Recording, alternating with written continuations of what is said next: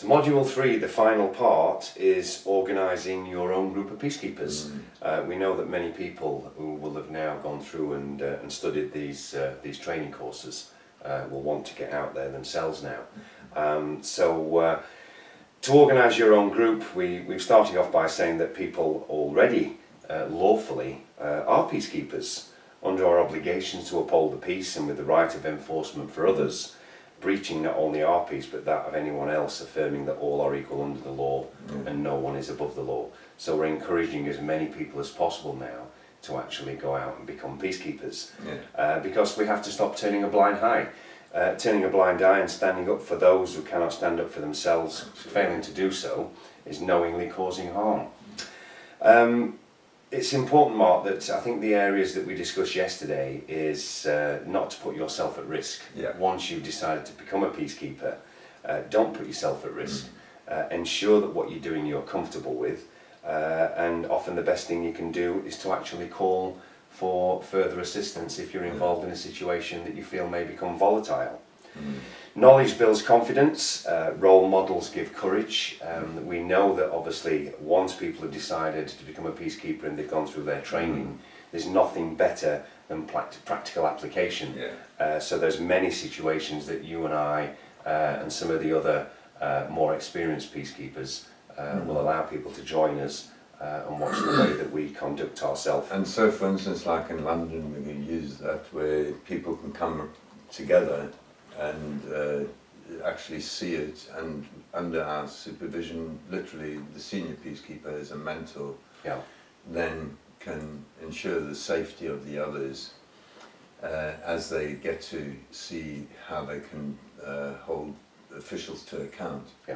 So it's a very good practical application where they can actually see for themselves how all of this material is actually applied, not just theory. We're proposing that people always work in groups of 3. Absolutely. The benefit of that is that it's whoever it is that's actually, for example, leading that particular inquiry, but you've immediately got 2 witnesses that are comfortable witnesses. If you obviously are alone, then call on 2 members of the public. We've covered this topic already, haven't we? The public don't need to worry. This is not a situation other than you are just independent witnesses taking note and recording all interactions that go on.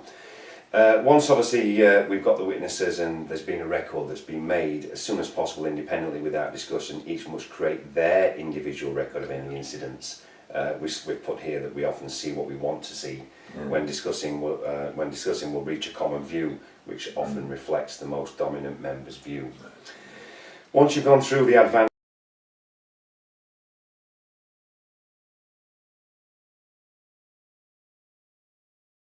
group throughout the basic course. The basic peacekeeper, witness 1 and 2 at this point in the field, their primary purpose is 3. Introducing themselves to the other,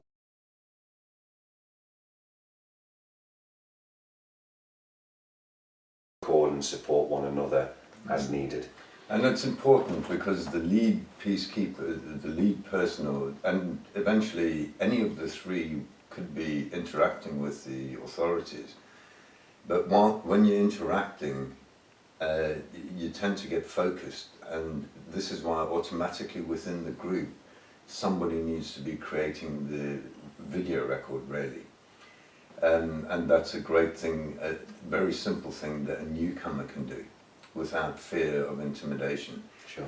One thing that the police will always say is, you know, oh, you're interfering with our duty.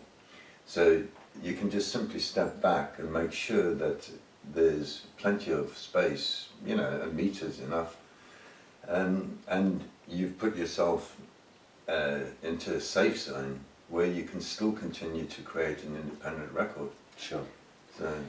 And what about animals then? Are we going to recommend the peacekeepers have a lapdog like Buster, or can they get themselves an Alsatian? Whatever they feel comfortable with. Obviously we've written here advanced peacekeeper. That's what we group. Absolutely. We know that some people are a little bit more assertive than others. It's natural. But yeah, I mean we're very much looking forward to helping and assisting anyone that wants to get out and become a peacekeeper. Yeah. We've already had some inquiries as well from a number of teenagers, 16, 17-year-olds, who they've got the passion to want to go out there. And absolutely, it's a good job they want to party, the kids. yeah, but there's no reason why these kids can't attend. Absolutely. You know, I mean, you're not a child at 16. No. I think that you can't become a peacekeeper until obviously you are probably of the age of 18. Yeah. But there's nothing to stop you from being part of a group if you feel that you have the passion at the age of 14, 15, 16 to attend with other peacekeepers. And also don't forget a large amount of time has been spent on teaching people about their rights and duties and obligations. So it actually does start even with the child. Yeah. Because within the family creates the custom, the family custom. But as soon as you go to school, you need to learn the interactions with the social society immediately around you. Yeah. So, but to get actively involved, to challenging, definitely I would, there's no need for a minimum age. Yeah. We all can challenge authority. We're used to challenging our parents as children.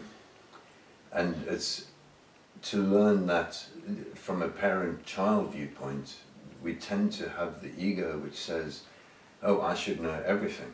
We need to actually learn to explain to the children, we don't know everything. And stop saying, oh, just shut up or be quiet, or it's a much better thing, just go and ask your father or your mother if you don't know the answer. Yeah. To allow the children to actually get a deeper understanding of their rights, their role in society, and their purpose on the planet. And I think in conclusion then, to bring these first three training models to conclusion, there's two things I think people should keep in mind. Number one, enjoy yourself. Absolutely. You know, be happy to stand up for your rights, because at the end of the day we know that this training course has been quite intense. We've made so many different videos that people can go through to get themselves proficient, but there's not that much required. Absolutely. If you want to understand a couple of basic statements, you know, sort of we'll highlight the ones like people should really understand. Yeah. R versus Howell. People should understand and just be able to pretty much quote, you know, 3 or 4 statements that they've heard throughout this training. Yeah. But I suppose in conclusion, I'll quote you yourself, Mark. People should enjoy being the change that they want to see. Absolutely, lead by example. Indeed.